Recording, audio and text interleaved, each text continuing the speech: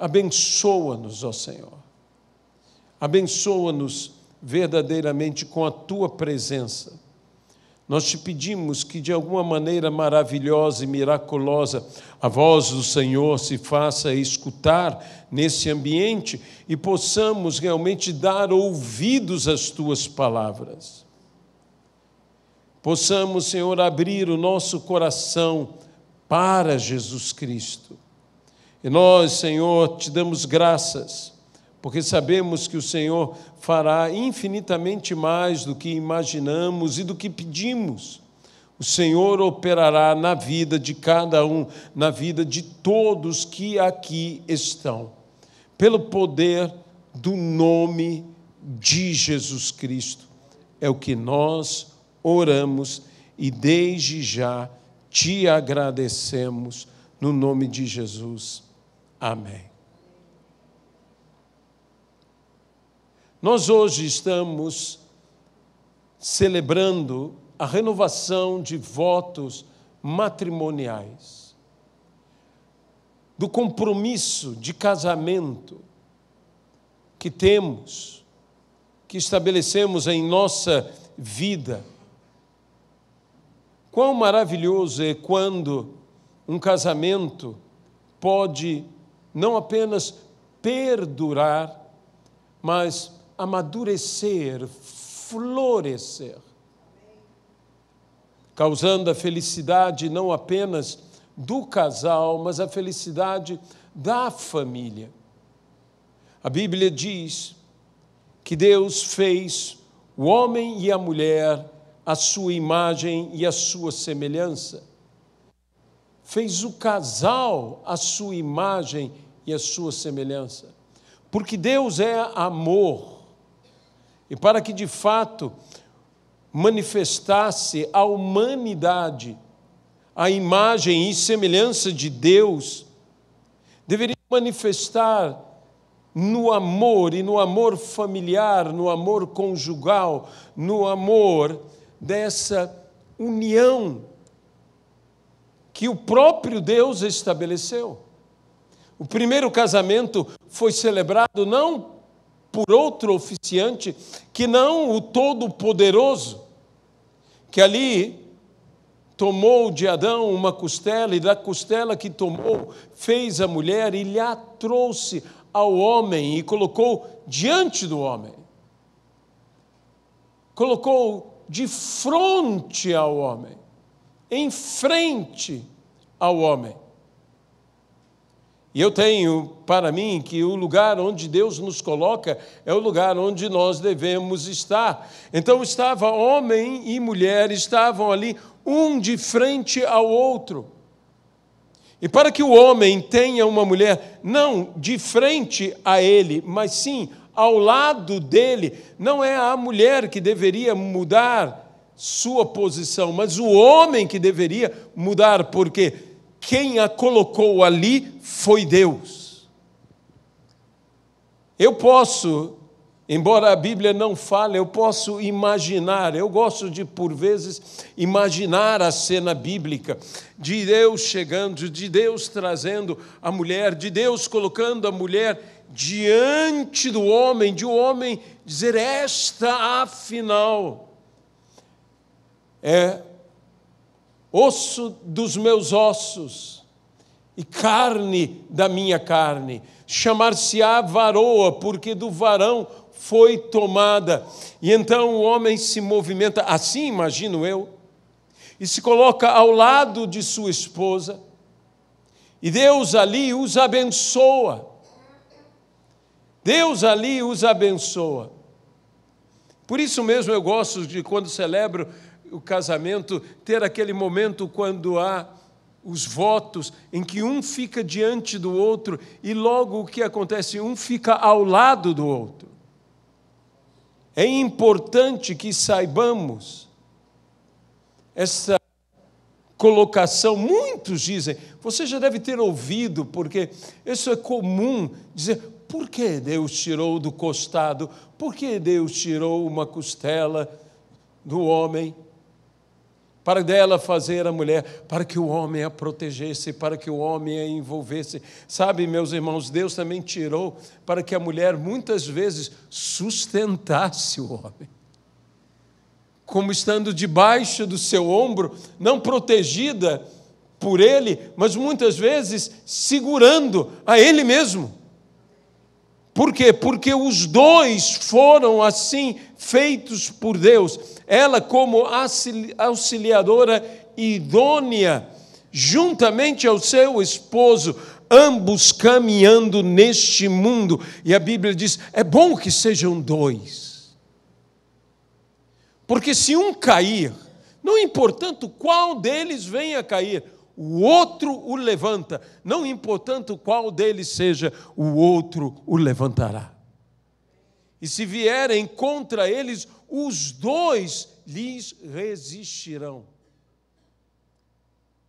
Nós encontramos nas Sagradas Escrituras tantos exemplos maravilhosos, de casais maravilhosos, de casais que vemos até recém-casados e até mesmo em longa idade já casados, como Isaac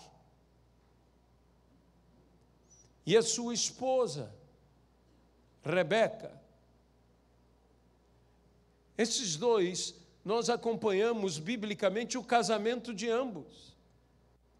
O casamento em que o servo de Abraão foi buscar esposa para o filho do seu senhor. E é um casamento em que nós dizemos assim, puxa, é um casamento ideal, escolhido por Deus, é um casamento ideal, separado tudo pelo Senhor para isto. E há casamentos que nós não vimos desde o início, como foi a história do seu casamento. Algo sabemos, mas Abraão e Sara é um casamento que mexe comigo, porque esse Abraão sabia tratar a sua Sara. Começa já como Abraão chamava a sua esposa, quando ele a chamava de Sarai. Sarai, que significa minha princesa. Cada vez que Abraão chamava sua esposa de minha princesa. O que é a palavra princesa? A palavra princesa vem de principal, a principal em minha vida, a principal no meu viver, minha princesa. Era elegante Abraão, era cortejador Abraão, era romântico Abraão. Ao fugir Abraão para o Egito, ao contemplar a face de Sara refletida possivelmente nas águas do rio Nilo, Abraão chega e diz a Sara, agora eu vejo. Agora eu vejo. O que vês, Abraão? Agora eu vejo que é mulher extremamente formosa. Eles já eram casados há anos, mas Abraão fala com ela como se ele descobrisse a formosura dela naquele momento. Romântico, Abraão. Romântico, inteligente, Abraão. E muito inteligente, Abraão. E depois da bênção que Deus lhes deu, que Deus disse, passado um ano eu voltarei e Sara terá nas mãos um filho. Abraão também caminha em terra de povos estrangeiros e diz, Sara, tu és mulher sobremodo formosa e os homens dessa terra hão de querer matar-me para ficar contigo. Abraão fala algo assim, que mexe um pouco com a nossa cabeça, porque Sara tinha 90 anos. Diz que Abraão tinha medo. Ela tinha 90 anos. 90 anos, mas Abraão fala, tu és sobremodo formosa. O que é isso? É o elogio. O elogio é uma palavra grega que significa bênção. bênção. Quando você elogia, você está literalmente abençoando. Aprenda a elogiar. Posso ouvir amém? É isso. Aprenda a elogiar sua esposa, a elogiar seu esposo, a elogiar seus pais, a elogiar seus filhos. Aprenda a elogiar. Às vezes nós nos esquecemos tanto desta prática bíblica que deveríamos ter mais intensamente a prática do elogio, elogiarmos, estando abençoando. E quando você proclama e proclama com fé, as coisas que você proclama, elas se tornam realidade. A Bíblia diz que os homens daquela terra viram Sara e disseram, ela é mulher sobremodo formosa. Aquilo que Abraão elogiava, aquilo não apenas Abraão via, aquilo todos viam. Elogie, e logo todos verão a verdade do seu elogio. Faça isto. Traga essas práticas à sua vida. Há tantos outros casais maravilhosos nas Sagradas Escrituras. O próprio Jacó, que teve a experiência de se apaixonar por Raquel. E disseram a Jacó, ela vale muito. Jacó disse, bem, ela vale tudo. E assim Jacó trabalhou 7 anos. Mas no final ele descobriu que ela valia muito mais do que haviam lhe dito, que ela valia o dobro do que haviam dito. E minha oração é que todo esposo possa descobrir que a sua esposa vale o dobro do que ele imaginava. Que haja essa valorização, que haja esses princípios bíblicos em nossa vida. O casamento, a Bíblia fala, é um estado honroso, digno de honra entre todos, seja o casamento. E que realmente seja um estado de honra e que possamos dignificar cada vez mais o relacionamento conjugal. E o próprio Senhor Jesus honrou o casamento, fazendo o seu primeiro sinal nas bodas de Caná da Galileia. E a Bíblia nos diz, no Evangelho de João, no capítulo de número 2, no versículo de número 2, diz, Jesus também foi convidado. Jesus também foi convidado. Esse versículo, ou melhor dizendo, essa seção desse versículo, essa afirmativa nesse versículo, que Jesus havia sido convidado, que coisa maravilhosa é quando convidamos Jesus a estar presente no nosso casamento.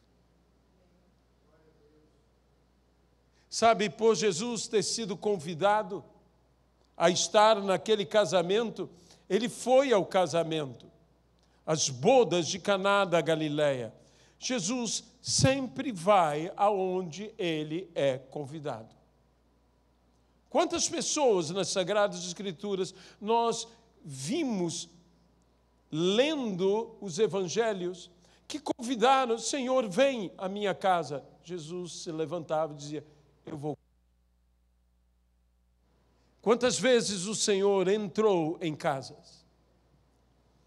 E quantas vezes o Senhor entrando em casas, milagres aconteceram? Salvação aconteceu. Na casa de Zaqueu houve salvação. Na casa de um certo indivíduo, até mesmo seu telhado foi removido. Porque eu vou dizer uma coisa, quando isso, frase de grandes pregadores, Moody dizia, quando Jesus está em nossas casas, logo todos os nossos vizinhos perceberão. Era o que acontecia. Jesus entrou naquela casa e logo todos perceberam que aquela casa não era mais a mesma casa. Aquela casa estava diferente. Aquela casa tinha uma luz diferente, aquela casa tinha uma atração diferente, aquela casa estava diferente. Logo, todos os vizinhos descobriram que Jesus estava naquela casa. Logo, uma multidão se aglomerou naquela casa. Logo, abriram até o teto daquela casa. Logo, baixaram um enfermo. 4 amigos desceram um enfermo até aquela casa. Logo, um milagre aconteceu dentro daquela casa, porque Jesus estava dentro daquela casa. Se Jesus não estivesse dentro daquela casa, nada disso, dessa narrativa que eu acabei de falar, nada disso teria acontecido. Tudo isto aconteceu por um só motivo, porque Jesus estava dentro daquela casa. E nós temos que passar a ter a mesma atitude sábia de convidar ao Senhor Jesus. Vem, Senhor, para a minha casa. Abraão, quando viu aquelas 3 pessoas, ainda não sabia, ele logo saberia que é. Abraão, então, convidou, Abraão, então, disse, entra na minha tenda, entra na minha casa.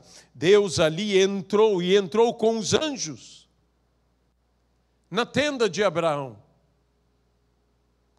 E aquilo que Abraão esperava já há 25 anos e não se cumpria, a partir daquele momento, foi um momento decisivo, quando Deus entrou na tenda de Abraão.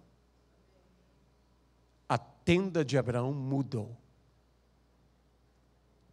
A tenda de Abraão mudou porque Deus ali se assentou. Do lado direito e do lado esquerdo do Senhor havia anjos, e quando Deus está assentado na sua casa, e do lado direito e do lado esquerdo dele há anjos, Deus está entronizado em sua casa, e sua casa deixa de ser a casa que era e passa a ser o céu que nunca foi. Porque onde Deus está entronizado, onde Deus está assentado, onde Deus está cercado pelos anjos, ali eu chamo de céu. E aquela tenda de Abraão se tornou o céu naquele momento. Literalmente se tornou o céu. Convide o Senhor. Jesus também foi convidado. Com ele os seus discípulos. Por Jesus estar em nosso casamento, não quer dizer que no nosso casamento não aconteçam imprevistos. Não quer dizer que no nosso casamento não aconteçam coisas que não sejam agradáveis e até mesmo coisas desagradáveis. Mas quando Jesus está na nossa casa, isso faz a diferença.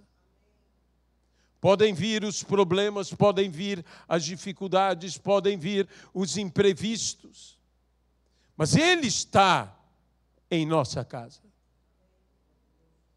E Ele fará o que for necessário ser feito, porque Ele está em nossa casa.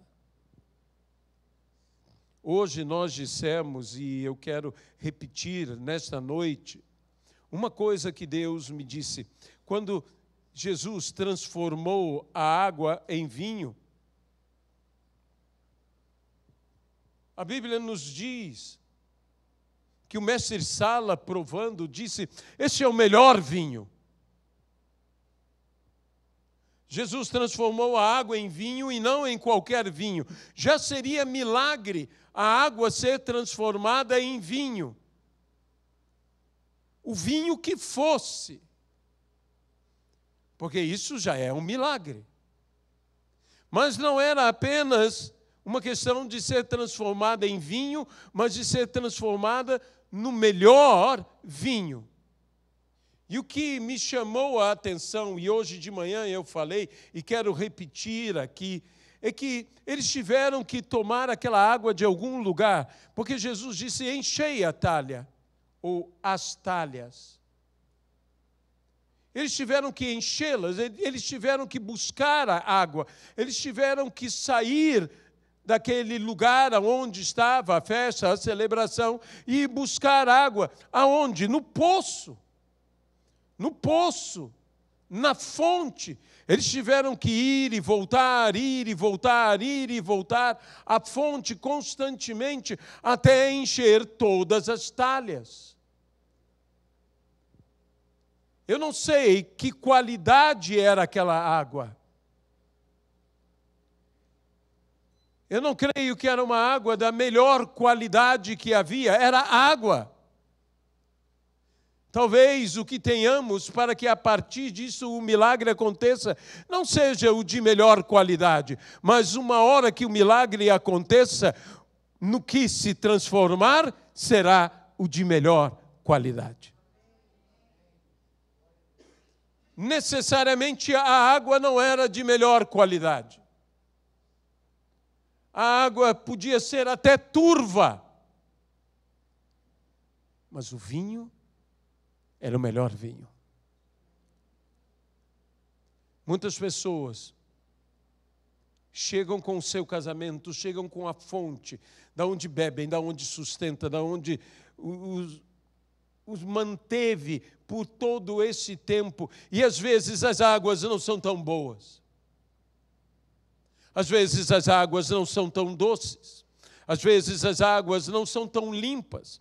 Às vezes as águas não são tão frescas. Às vezes as águas não são tão boas. Por vezes as águas são turvas. É isso que temos, são essas águas que temos. É isso que podemos encher. Mas deixe-me dizer uma coisa, quando Jesus manifestar o poder dele sobre essas águas e transformá-las em vinho, não transformará em um vinho qualquer, mas no melhor vinho. No melhor. Embora as águas não sejam melhores, o vinho será o melhor vinho. Alguns têm fontes melhores, outros têm fontes piores. Alguns têm fontes bem cristalinas, bem frescas, agradáveis à vista, agradáveis às sensações. Quando tomamos, nos sentimos restaurados. Outros têm fontes que não são tão cristalinas, que não são tão frescas, como eu estou chamando de águas turvas. De modo que o segredo não é a fonte. O segredo é o milagre. O segredo é o sobrenatural de Deus. Quando eu penso nisso, eu penso, Senhor, que maravilha que não é dito nada sobre as águas de Caná. Não é dito como as águas de Caná eram muito boas. Porque se dissesse isso, diríamos, bem, era o melhor vinho, mas as águas também eram as melhores águas. Também não diz que as águas de Caná eram ruins. Porque não importa a qualidade das águas que foram transformadas em vinho, o importante é a qualidade do vinho, que era o melhor vinho. Não importa o que deu base, o material que foi usado para que o milagre acontecesse. Deus fará o milagre em minha vida, em tua vida. Deus fará o milagre no nosso viver, fará o milagre nas famílias. E não importando a qualidade da tua água, Ele a transformará no melhor vinho. Senhor, as águas que eu tenho não são as melhores águas. A fonte que eu tenho não é a melhor fonte. Ela me sustenta, ela me faz sobreviver, mas, Senhor, não é o melhor, não é o melhor que há. E Deus diz, não importa, porque no momento em que eu transformar em vinho, será o melhor vinho. Essa é a operosidade sobrenatural. Isto o Senhor realizará em minha vida, em tua vida, na vida de cada um de nós, na vida de cada um dos que nos ouve. Você pode dizer, mas eu não sou um casal. Ou eu estou sozinho. Qual é a água da sua fonte? Alguns têm boas fontes, mas eu quero me dirigir especialmente àqueles que boas fontes não têm, dizendo, não importa a qualidade da sua água, ela se transformará no melhor vinho. Assim Deus opera no casamento, assim Deus opera em nossas vidas, assim Deus opera em cada um de nós. Há pessoas que têm um histórico, há pessoas que têm uma fonte. Elas chegam ao Senhor, elas têm um histórico. Às vezes as suas águas não eram boas, eram piores que turvas. Eram águas contaminadas. A fonte de Jericó era assim. A fonte de Jericó era de águas amargas. Dizia-se, a cidade é bem localizada, mas as suas águas, as suas fontes são ruins. E então ali o profeta Eliseu toma aquele bocado de sal, o profeta faz uma ministração, lança sal sobre as águas, e as águas que eu esperasse que salgassem, adoçaram. Adoçaram. E não mais amargas ficaram. E até hoje a fonte jorra. E até hoje você chega lá e vê aquela fonte de uma água mineral límpida, cristalina, maravilhosa. Deus faz maravilhas.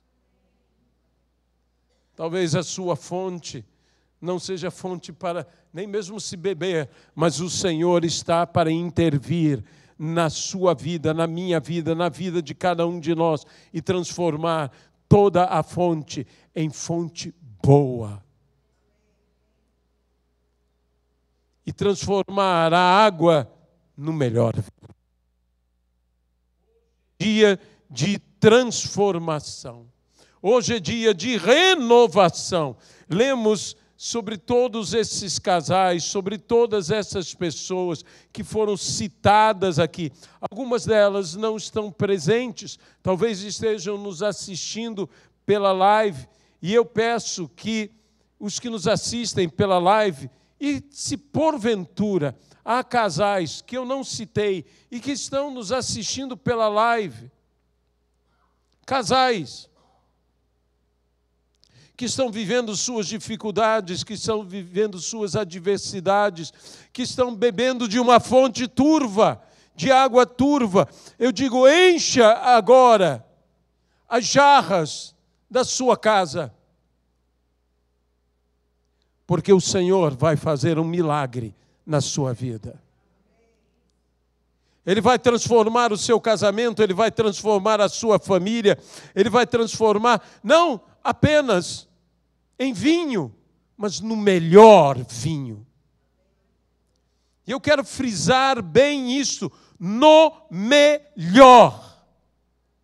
Não num vinho ordinário, não num vinho qualquer, não numa mediocridade, mas numa excelência, numa qualidade, num vinho tão excepcionalmente bom, que não será conhecido senão de outra forma a ser dito que o melhor vinho. O melhor vinho é o que Deus fará no seu viver, no meu viver, em cada um de nós. Se as águas são cristalinas, são boas, são frescas, glória a Deus, mas vai virar o melhor vinho. Se as águas são turvas, não são cristalinas, nem frescas, vai virar no melhor vinho. Seja qual for a água, seja qual for a fonte, vai se transformar no melhor vinho. No nome de Jesus Cristo. Amém e amém, Pai. Se já estava melhor, ficará sobrenatural. Porque essa é a operosidade de Deus em nossas vidas. E então nós estaremos aqui renovando votos. Eu acho interessante essa questão de renovar votos. Quando Deus renovava os seus compromissos com o seu servo Abraão, Ele nunca repetia meramente o que já havia prometido. Ele ampliava. Ele prometia mais. Sabe, há pessoas que pensam que renovação de votos é apenas dizer novamente o que já foi dito. Renovação de votos é você se comprometer muito mais do que antes você havia se comprometido.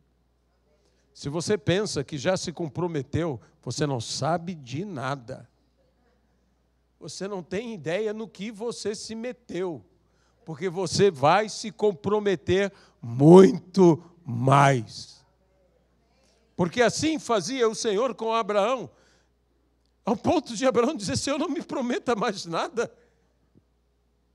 E Deus disse: não, você não está entendendo, eu vou te prometer ainda mais.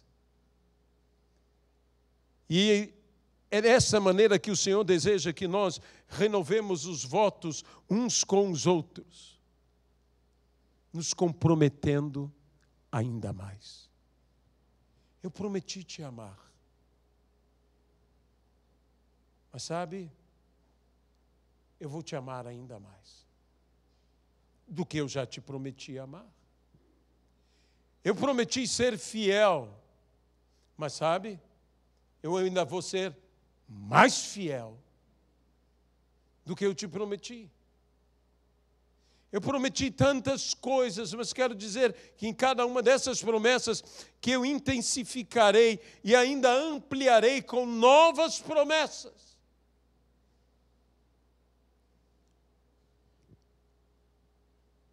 Te amarei e ainda te amarei mais. Aprenda com Abraão.